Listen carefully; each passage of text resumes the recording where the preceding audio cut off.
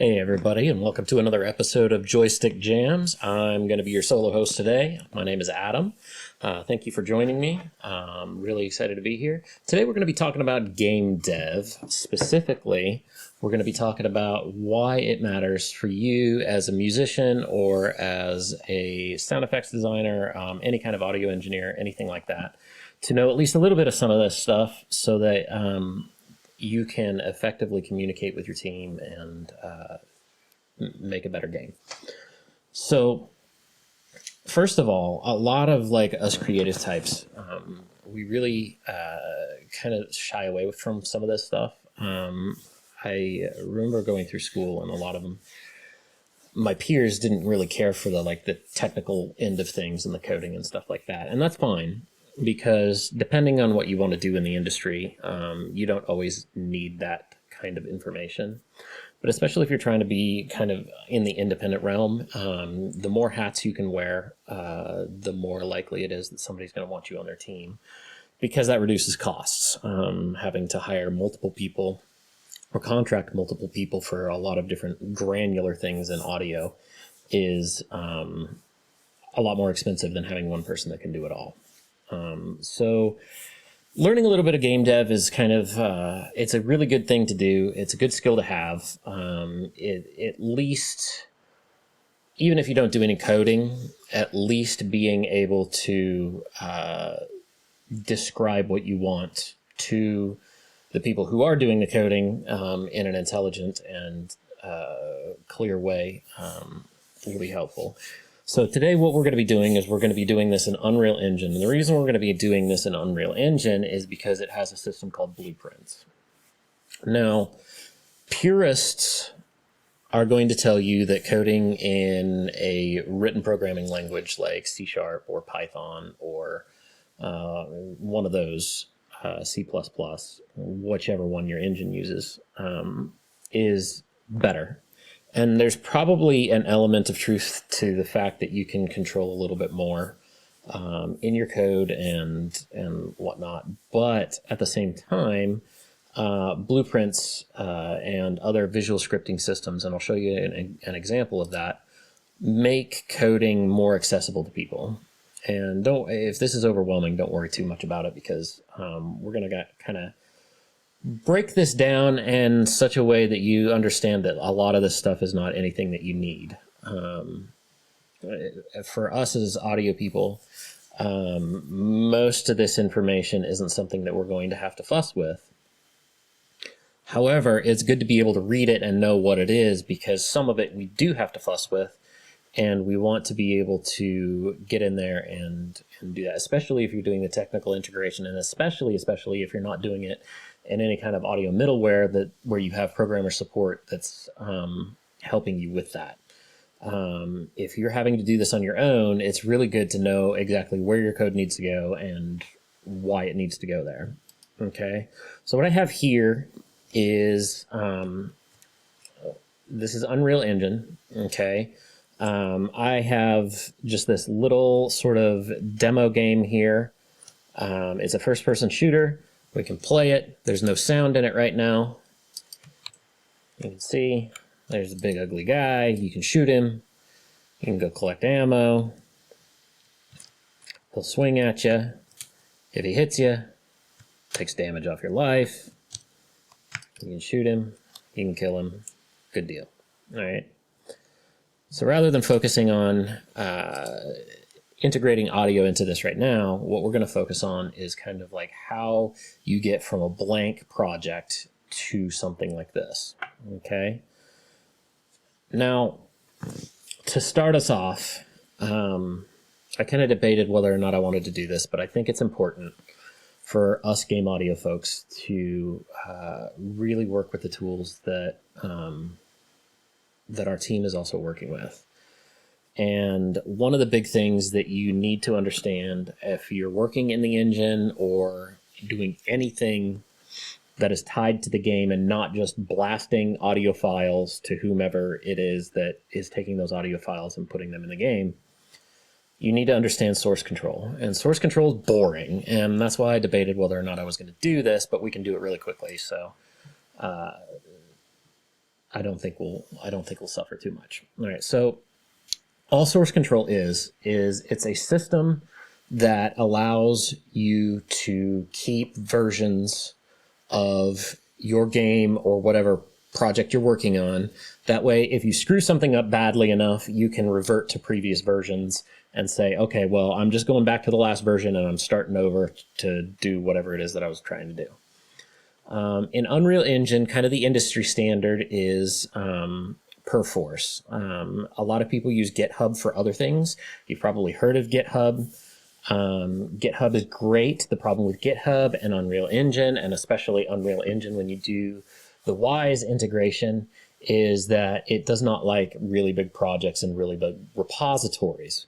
So what you run into is that GitHub won't accept your version control or work as your version control for software that has like large files. Perforce does. And so I'm going to drag this down and I'm going to show you. This is the Perforce console. If you're working with anybody else and you're not working solo, then all of this will probably be set up when you enter the project.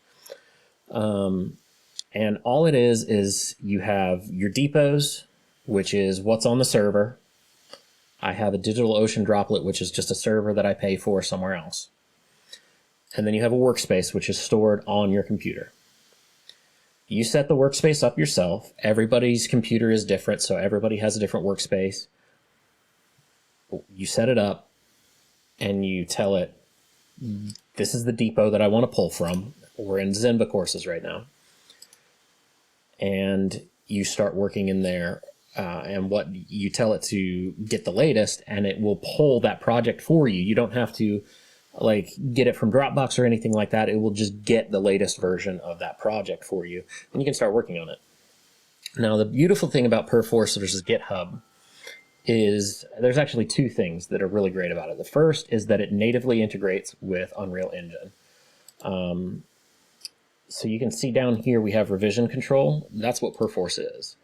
So if we go and we look at our version control settings, you can see you can use Get. It's in a beta version. It's probably not the one that you're going to want to use. Some people use Subversion. I think it's kind of an older system. But Perforce is what a lot of people use. So once you have this client downloaded, your team will give you a login, a username and a login. You'll use it to log in. You'll set up your workspace. You'll download the latest copy of it. And then everybody's working off of the latest version of that game. And what happens is that if you go into one of the files inside the game, in order to change it, if I want to save this, it's going to ask me to check it out. And what that means is if I check this file out, nobody else can make modifications to that file. And that's a beautiful thing when you have like hundreds of people working, or even 5 people working on an individual game, is then if somebody else went into the game and they wanted to work on this player blueprint, for example, they wouldn't be able to get into it. It would tell them, hey, this is already checked out. You can't make modifications to this file. Check with your team, find out who's got it checked out, find out when they're going to check it back in. Once it's checked back in, then you can make your modifications. Okay, so it's a beautiful way of making sure that nobody's work is overriding anybody else's. And since Unreal Engine natively works with it, it's really great because, I can check these things out directly from here. I don't have to go find these files in the Perforce client somewhere in here. Okay. Now, typically with version control, you're going to have one workspace for each project. In this example, I have lots of projects in here because these are all from the courses that I've been taking in order to learn Unreal Engine. And if you are interested in taking those courses, the courses can be found at Zenva Academy. Daniel Buckley is the guy that kind of does all the videos for that. He's really good. He'll walk you through everything. The only thing he doesn't do is a lot of audio stuff, which is a little disappointing, but also kind of understandable because it's kind of its own separate thing. So if you're interested in taking those, and I would recommend it, go ahead and go to Zenva Academy. I think it cost me like $80 for an entire year. I've taken over 400 modules at this point and definitely paid for itself. So now that the boring stuff is over, let's get back into the game engine where everything happens. So for us game audio folks, we're probably not going to do a terrible lot in the engine itself other than placing sounds like ambient sounds and things like that. Okay, and that's something that we can get into another time. And I know that Tim kind of talked about integrating sounds directly into Unreal Engine last week or the week before. And so we're not going to get too heavy into that. What I'm really interested in getting into is this stuff right here. And it's not as exciting looking as, what's in the game engine or the visual stuff. But this is where the vast majority of everything that's happening takes place. So if you recall, when we start this up, a lot of things are happening, right? This guy runs to us. He's got animations. He's attacking. We have stuff that's floating around and rotating. You've got a gun. It shows you your ammo count. You can shoot him. The ammo count goes down. You can shoot him some more. Eventually, if you shoot him enough, he dies. And eventually, if he hits you enough, you die, right? You can come over here. You can pick up health. You can come over here. You can pick up more ammunition, those sorts of things. Real simple, but also there's a lot going on. When talking about scripting and working within a video game, you have to tell it to do everything. It doesn't understand anything that you don't tell it to do. So like in this case, this is for the player, this is for who you are when you spawn in. So the person holding the gun, shooting the bad guy, right? So at the beginning of the game, we have to tell it, hey, I want you to find a player controller, okay? And this is all something that I had to set up, like which buttons do what, right? We have to tell it how to add, or we have to tell it what our ammo count is. We have to tell it to create the UI, which had our health bar, and we have to tell it to set the ammo number on the gun. We have to tell it to set the ammo count in the top left corner. Okay. Now, the beautiful thing about blueprints is that instead of trying to code this all in script, which can be kind of hard to conceptualize what's happening at what time, when you're looking at it, just a wall of text, which is what kind of script sometimes looks like. This lets us see things in order, okay? So begin play, obviously that's when we start. The white lines are things that are happening, and the blue lines are values, basically. And they can be values for numbers, they can be values of yes and no, they can be values of here's another object in the game. They can be values for just about anything. So if you want to read this with me, what we have is obviously at the beginning of the game right here, we want these things to happen, and we want them to happen in this order. Cast a player controller. I'm not going to get into too much of how that works, but essentially what this is getting the player's controller, whatever input system you're using, whether it's a controller, mouse and keyboard, in this case it's mouse and keyboard, right? Input subsystem, we want to check to make sure everything is valid. That's what this is doing. So and all of this stuff happens almost instantaneously, but it does happen one after the other, right? You go to is valid, making sure that this is valid. As long as it's valid, we add the mapping context. I don't use the is valid anymore because if it's not valid and I go to play the game, then it just won't work and I know that something's wrong, right? So the mapping context tells us, okay, W moves us forward, S moves us backward. In fact, I can show you the mapping context. right.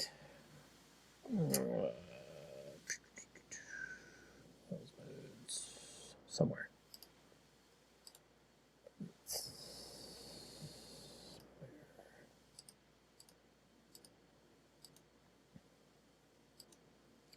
I don't know where I saved it because I didn't save it to the normal spot.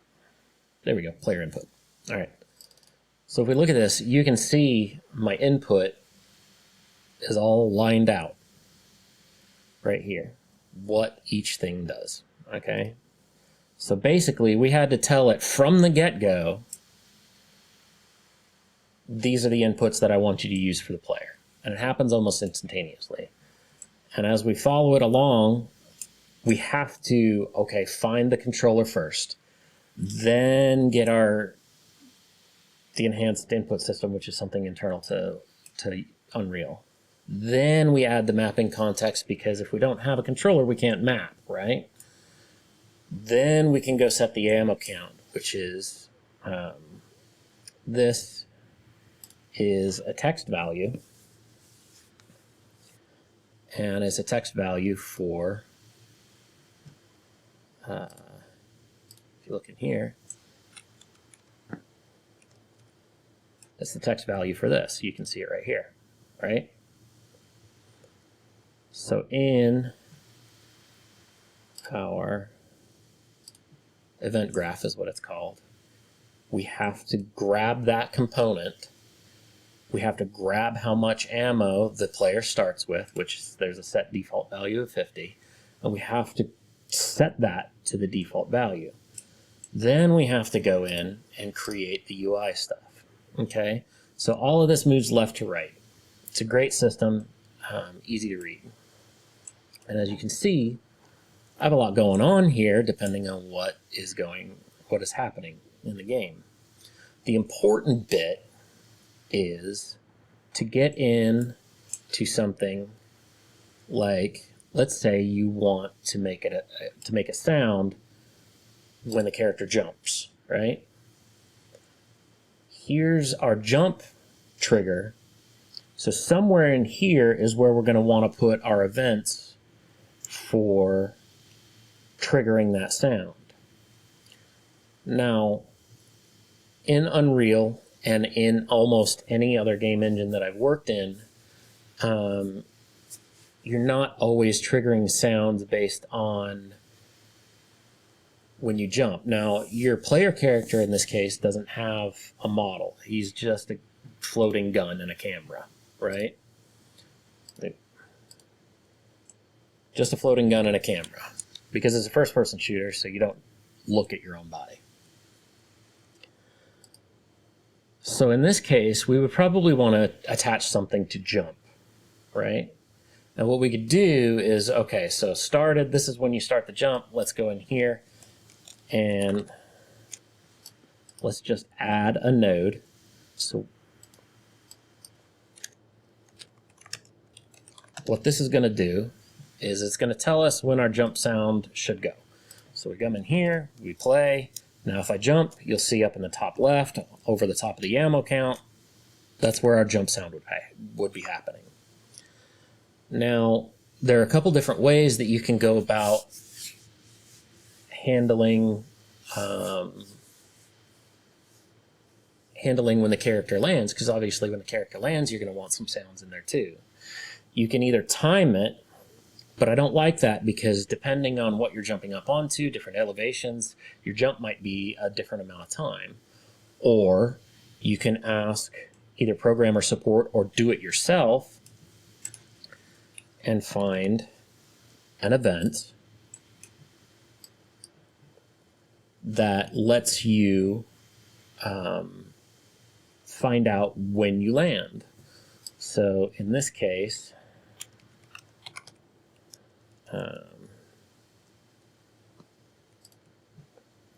we would go off of the event hit. We would use the hit normal, which is basically which direction the hit comes from. If it's underneath you, so if it comes from the bottom of you, then we would want to play another sound, right? So if I were integrating sounds into this right now, that's how I would do it. I would want it to, when you land, make that sound. And this all needs to be tested as you go, because it may not work exactly the way you want it. So try something, and then if it doesn't work, find out what's not working. But anyways, you can see all of these enhanced input actions are the player touching a button, basically. The shoot is when you press the mouse button, it shoots. And if we follow this along, when you press the mouse button, it's going to check to see if the ammo. Branch is just an if-then statement. It's one of the things that you first learn when you're coding. It's basically, if something is happening, then do this. So in this case, we want to make sure that the ammo, which is how much ammo you have, is greater than 0. If it's greater than 0, then we can move down this chain. So if you go here, muzzle is just a component at the end of the gun model.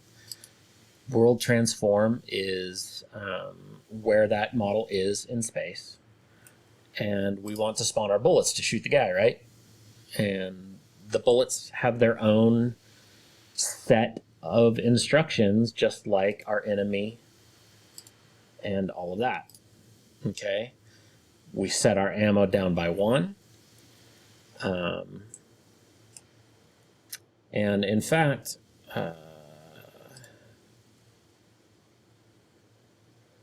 if you go back here and shoot, the reason that it fires in 3-round bursts is because I told it to right here on the input action, right?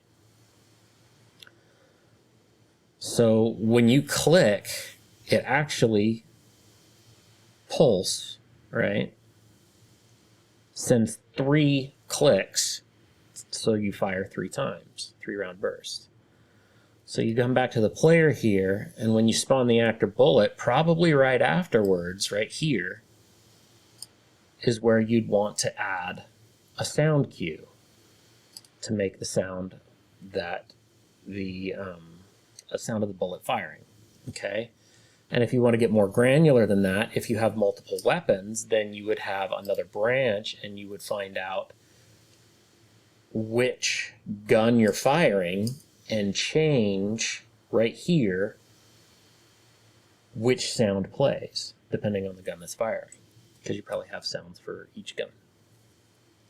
So you come back over here, you set your ammo count. We're just changing that value into text, and we're setting the text, which is that ammo count on the back of the gun, just like we did at the beginning. And we're setting the text on the UI, which is the one on the top left. Okay? This here, like I said, this blue line is information. So the UI is just that whole UI thing that happens when we start. And we can actually see that here. So this whole thing is that variable in here. And then ammo, of course, is how much ammo we have at the time. Being able to read this, or at least understand, like here, spawn actor bullet, that means that that's when the bullet is created. That tells you where you want to start applying sounds. Now, sometimes you're not applying sounds to a specific event that's happening in the script, but rather, if you have somebody like this, you want to attach it to an event during an animation. Like you want to have his footsteps happen when his feet hit the ground. If he's not moving, you don't want his footsteps to happen. And if he moves a little bit and then stops moving and then moves a little bit again, you only want it to happen when his feet hit the ground, right? So what you can do is we can add a notify. See, there's even a play sound notification, which makes it super easy. You would hit play sound, and you could attach it to whatever sounds you have already loaded up into the game. Or you can add a new notify. You can just call it whatever you want. And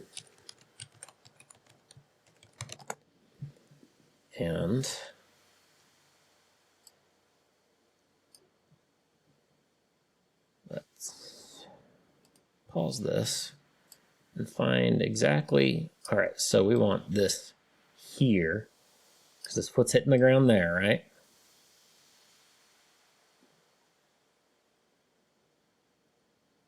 Or rather here. We would want that there. And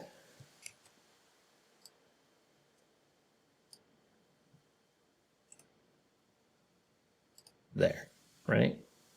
So now we have these notifies, and they will go off whenever that monster's feet hit the ground, okay? So when you look at these new notifies,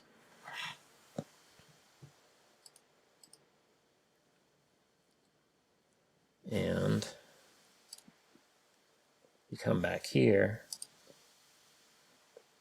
you have to pardon me because I've only worked within the animations a few times. But you'll see here I have an attack hit notify.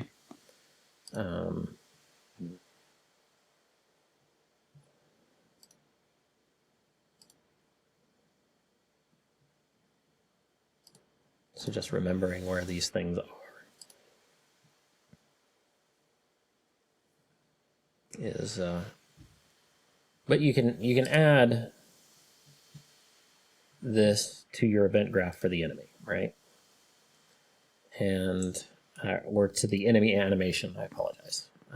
And this is just another series of instructions, right? So in this, you have this constantly running. This runs every frame, right? And it tries to get the owner, which is this guy. Cast to enemy just means I want you to find the guy, not the animation, because this is just the animation. And I want you to check if he's doing any of these things, right? I want you to check if he's attacking. I want you to check if he's dead. I want you to check if he's running. We're getting the velocity and seeing if it's greater than 0. If it's greater than 0, then he's running, right? And all of these red lines are being set here for these variables. So if we go into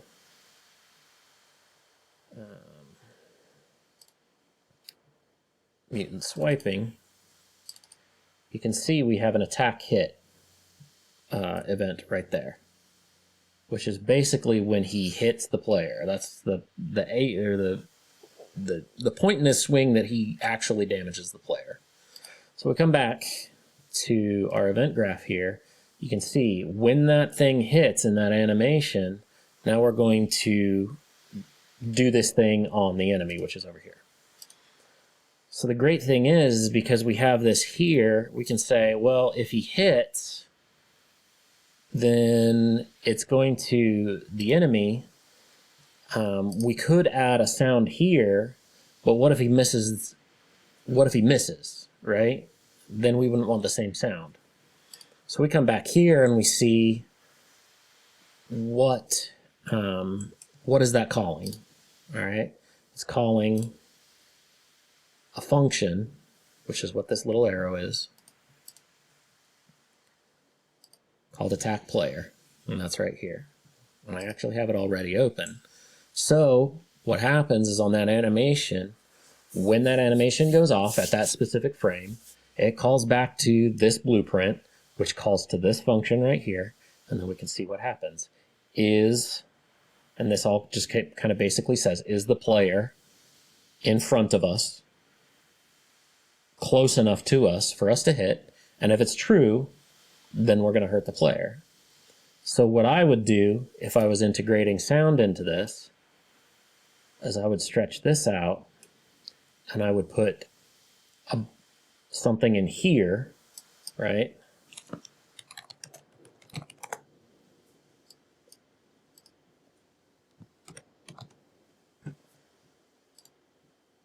That sounds like the player getting hurt. And I would put something in here where the player's too far away that sounded like the mutant whiffing, right? And if we came back to this, You see the mutant whiff and the mutant hit. Okay? Being able to read this stuff means that you can find the appropriate locations to put your sounds when you need them.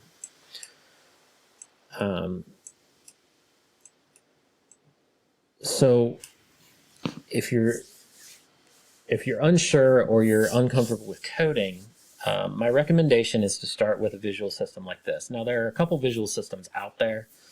In fact, there are even musical ones that you can use. If you've ever used Max MSP, Max MSP is kind of the same thing in that it is a visual scripting system, but it's all for music and audio, and you can use your stuff as VST instruments inside your DAW.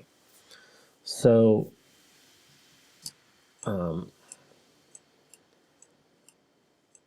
for this, what I would do approaching these blueprints, if I were just handed this, is the first thing I would do is I would play the game and I would see what kind of sounds I needed. So I need a mutant hit sound, I need a whiff sound, I probably need some footsteps, I probably want to hear him grunt every once in a while or make some noise every once in a while, right? I don't know if I want necessarily these to be making noise when they sit there, but maybe I want to make them to make noise when I pick them up. And I would just write these things down, right? I would want some footsteps for the player, right? Even though we can't see the player moving his feet, we want it to sound like the player is on grass, right? Gun sound, right? And a dying sound. And probably a sound of him hitting the ground too. So I'd write all that stuff down, and then if it was my job to go into the engine here, it's then my job to go in here and look and find out where are these things happening.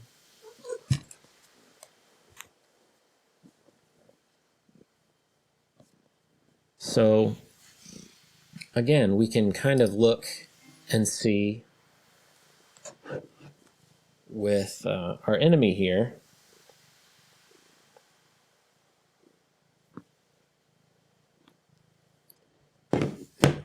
that we probably want to spend a lot of time in here for all the different enemy sounds, right? The mutant swiping, that's obviously where we want to have our attack hit. And we could probably just branch a sound off on that, like I did over in the enemy blueprint for hit and miss. Then any other sounds that we would want to hit. And you could even go off of this on the enemy blueprint and hit these events and have them go to a secondary sound of the enemy grunting or something along those lines.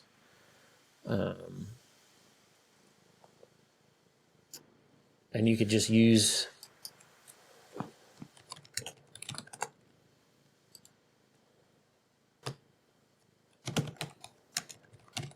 that. And you could even say, I don't want the enemy to grunt until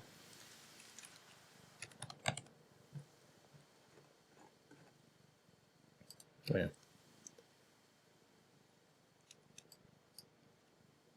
might not be able to do it in this. You might have to use it, well, in a function.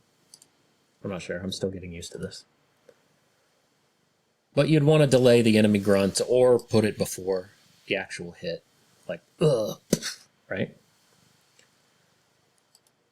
So you can spend time in the enemy animation setting up those events. In fact, let's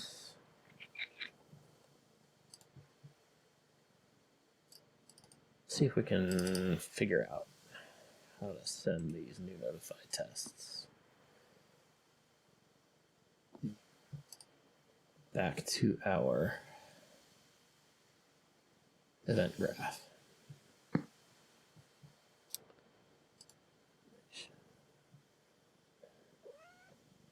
I haven't been working in this one in a long time.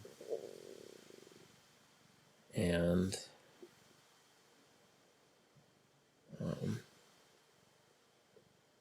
it's interesting how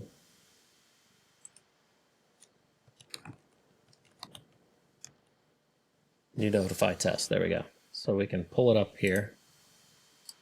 And this is where we could say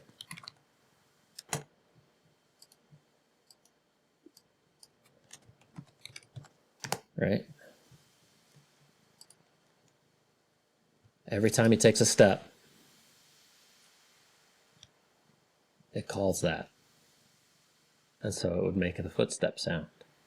And then that's where you would start your creative process by, varying the footstep sounds, maybe having, several different kinds of footsteps,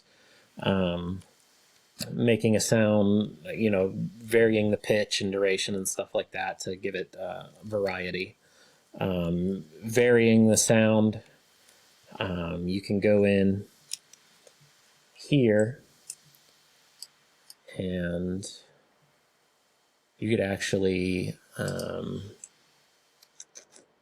there are a couple different ways that you could set the player up to get the surface that it's on. You can set up zones in the game depending on the surface. I think the game engine, I haven't gotten into this too much, but I think the game engine has a way to send the information back, which material you're on, which would be the easiest way to do it, because then you wouldn't have to set up like a different collider for every little surface that's in here. And that would probably be the way that I did it.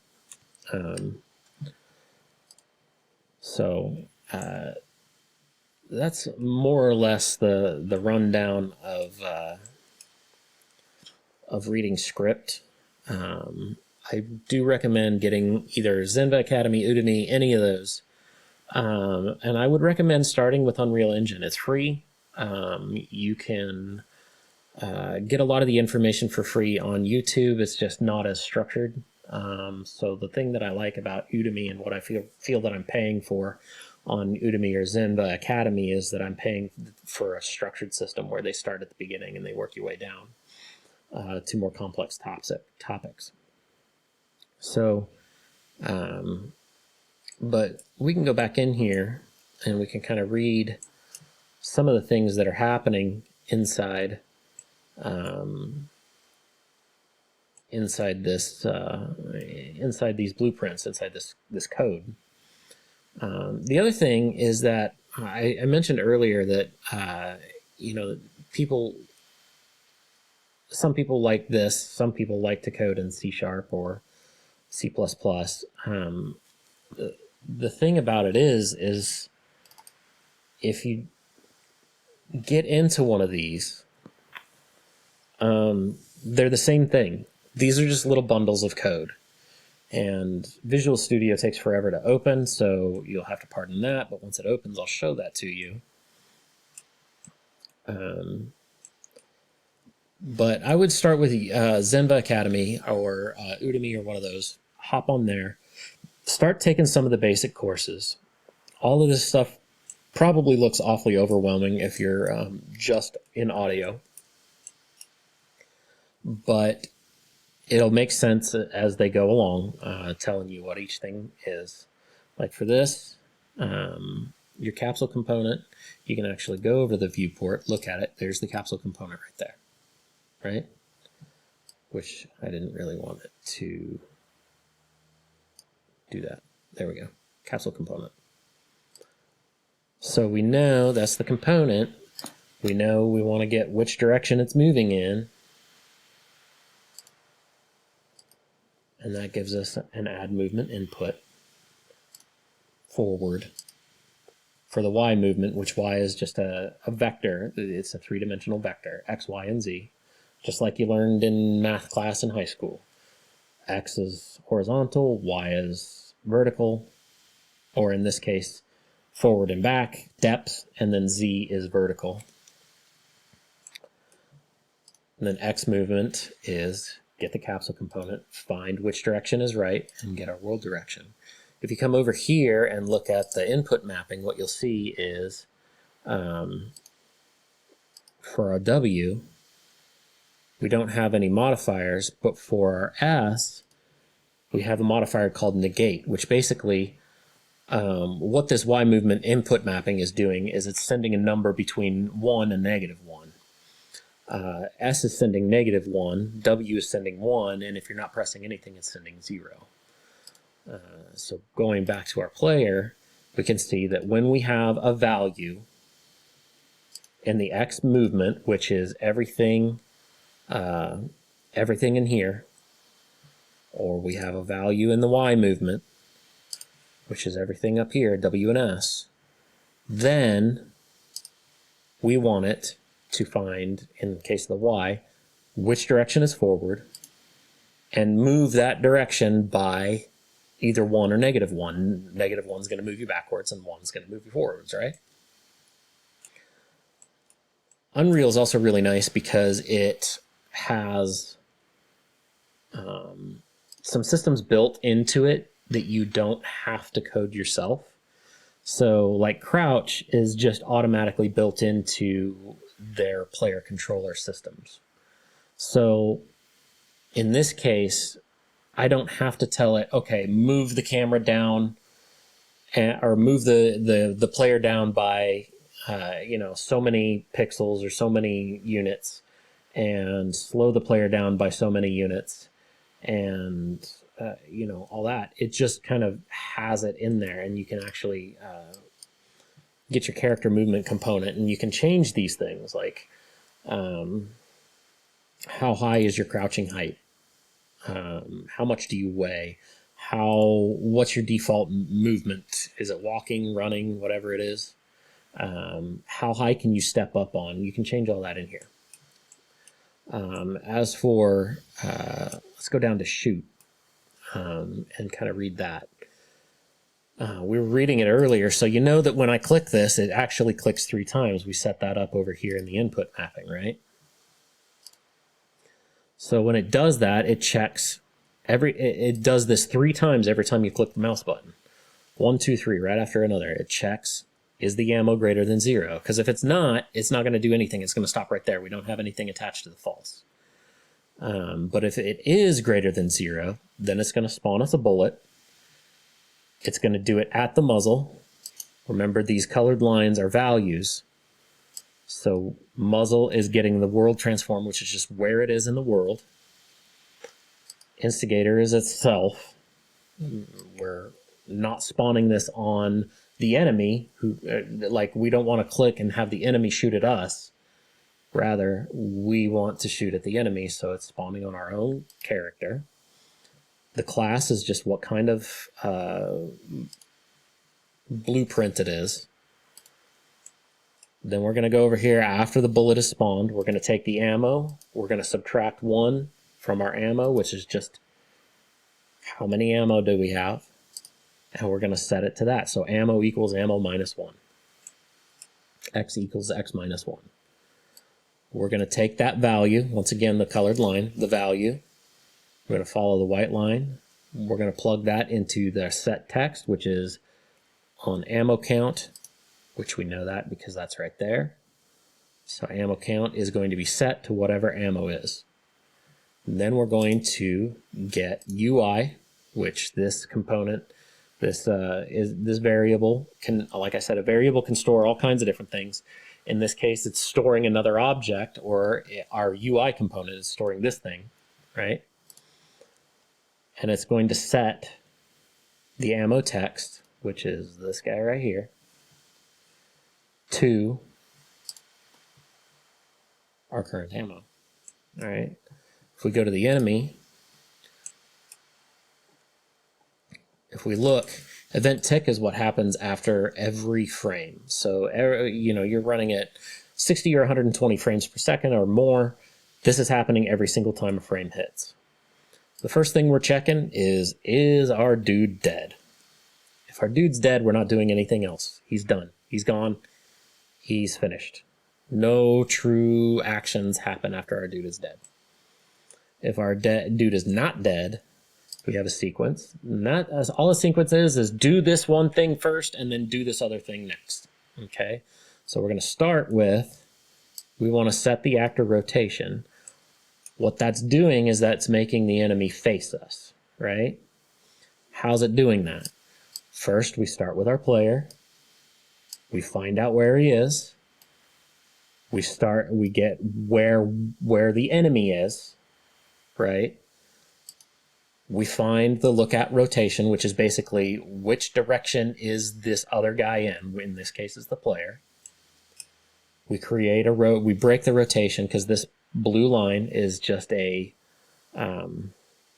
rotation value. It's you have yellow lines, which are vectors, which are basically like locations, and then you have blue lines, which are rotation. On 3 different roll, pitch, and yaw. If you've ever played a flight simulator, right?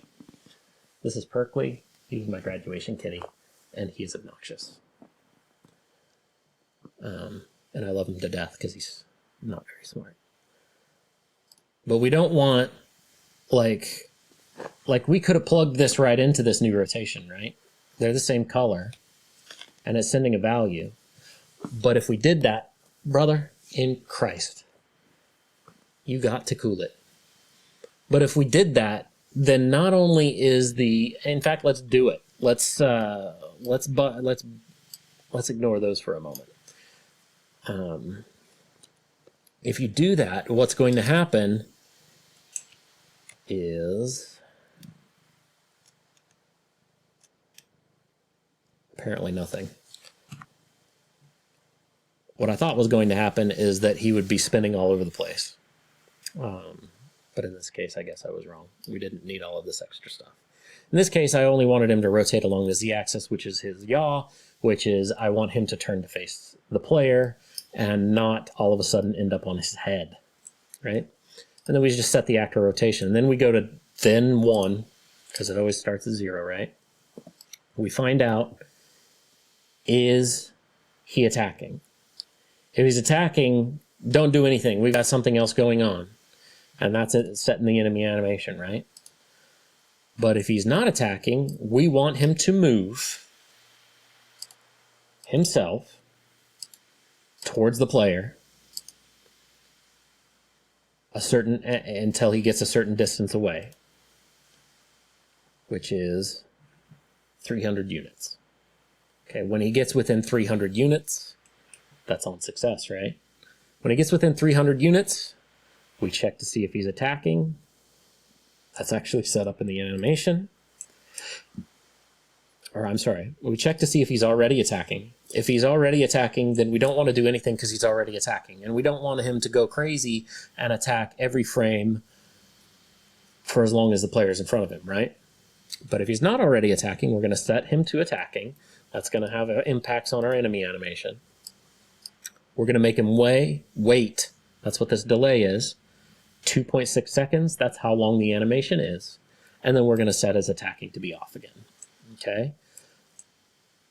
Now, if you notice, we're setting the attacking variable here, waiting, and then setting it again. Because this is happening every frame, for those 2.6 seconds after he attacks, this branch here, every frame, is going to go to the true, and it's not going to do anything. And we want that because we don't want him to attack every frame 120 frames per second, because that would make the game very difficult and also very strange. So, we set him to attacking, we wait, we set him to not attacking. In the enemy animation graph, what is happening over here is update animation. That's basically just, let's do this every frame. Pawn owner, that's picking up the enemy. It'd be the same thing if we added it to a variable, but we don't need to in this case. Cast to enemy just means I want to access the stuff inside that enemy blueprint, inside this blueprint over here, right? And then as that enemy, I want to check if I am attacking. If I'm attacking, then I need to set the variable inside my animation blueprints as well. They're separate variables. This is only for the enemy, and this is only for the animation. So we need to find out what the enemy is doing before we can set the animation. So we check if it's attacking. Again, every frame, these three things are happening. We check to see if he's attacking, we check to see if he's dead, and we check to see if he's moving. Once those are set, what we actually have, and this is a little bit off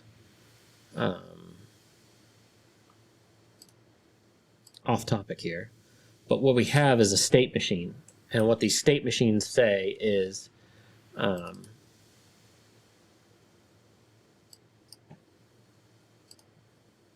basically it tells the game when to change the animations. So like in this case, he's idle, he doesn't see the player, the player's too far away or whatever. This little line here, this yellow line, is he dead?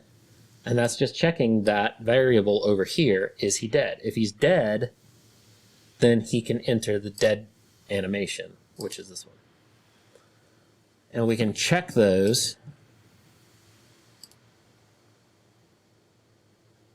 by changing the default value over here and showing it.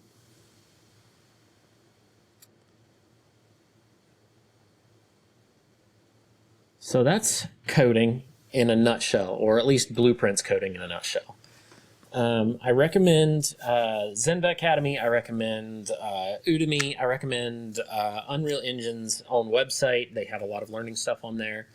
It's a great place to start with your coding experience.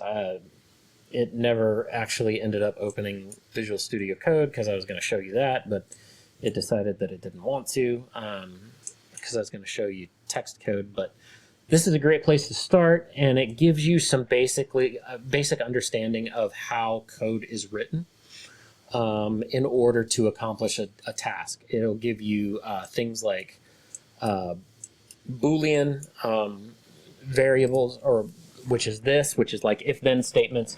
If something is happening, then do this. Those are super important in code.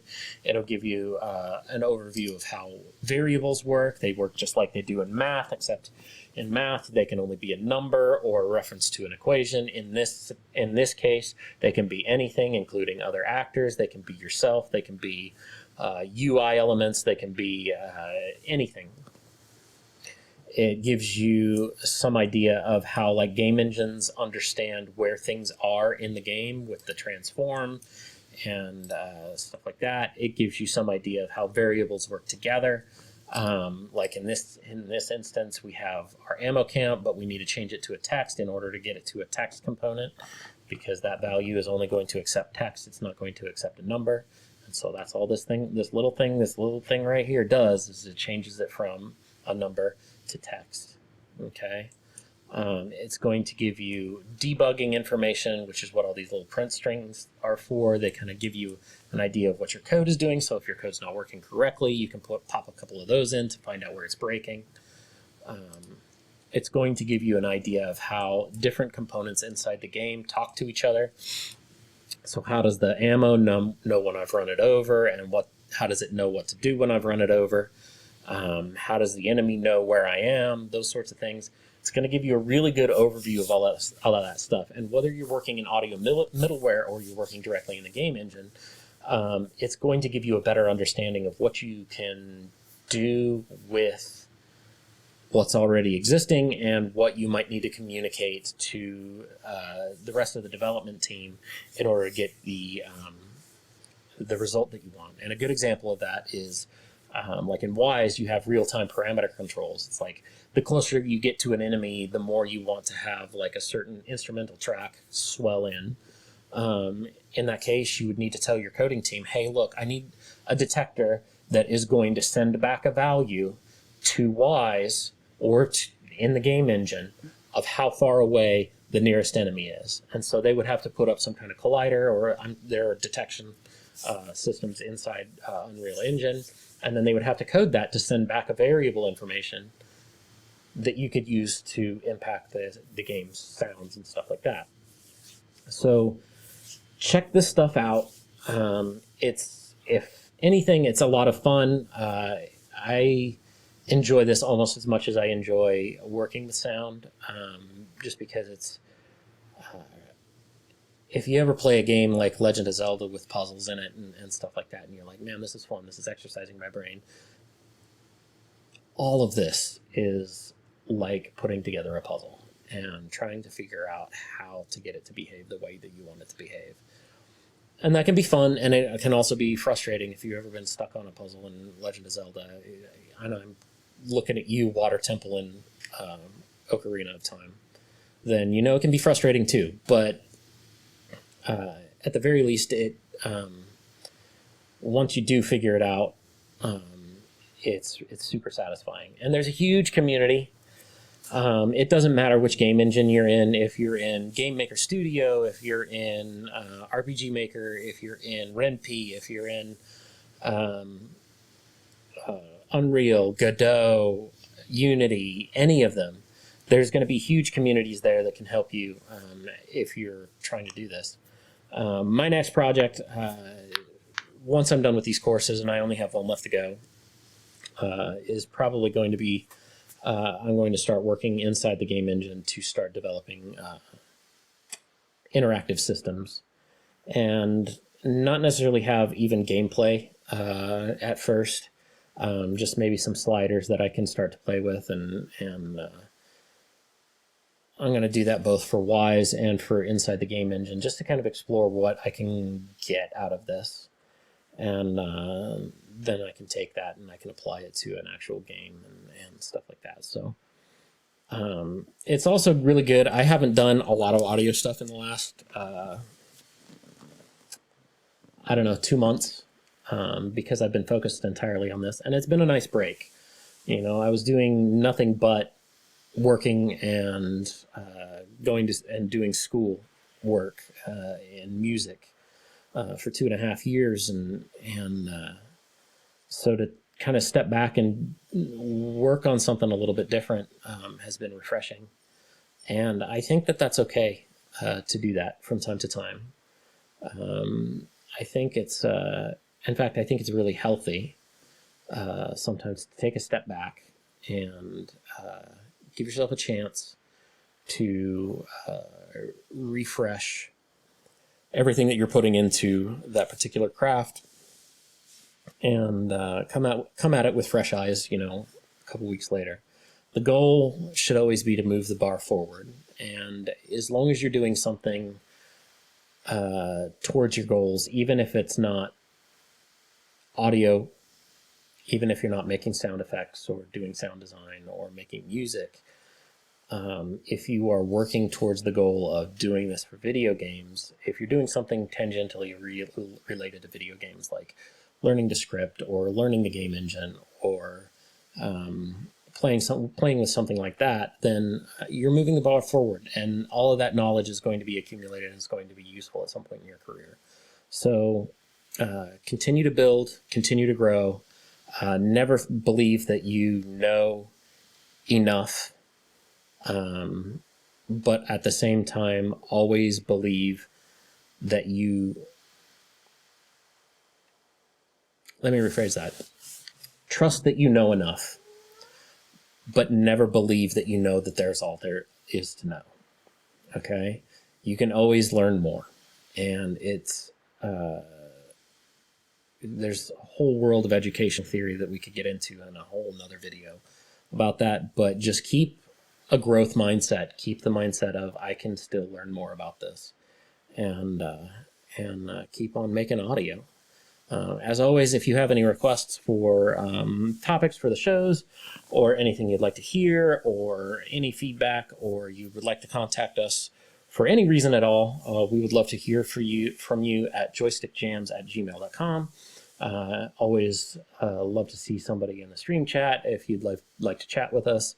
We're super responsive there, and it's been an absolute pleasure talking to you all, and I will see you again in a couple weeks.